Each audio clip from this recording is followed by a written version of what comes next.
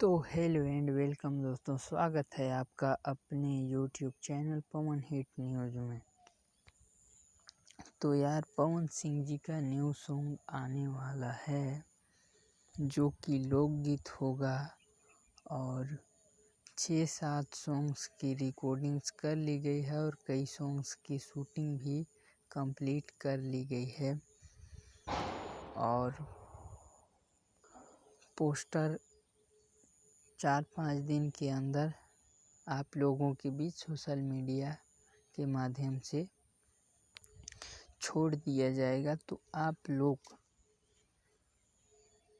कितने एक्साइटेड हैं पवन सिंह जी के नए सॉन्ग को सुनने के लिए, कमेंट बॉक्स में ज़रूर बताइएगा। और इस सॉन्ग को लिखा है अरुण बिहारी जी ने, तो आप लोग समझ ही सकते हैं कि पवन सिंह और अरुण बिहारी जी का जब भी जोड़ी आता है तो मार्केट में क्या तहलका मचा देता है। और अरुण बिहारी जी कैसे सॉन्ग्स लिखते हैं आपको पता ही होगा।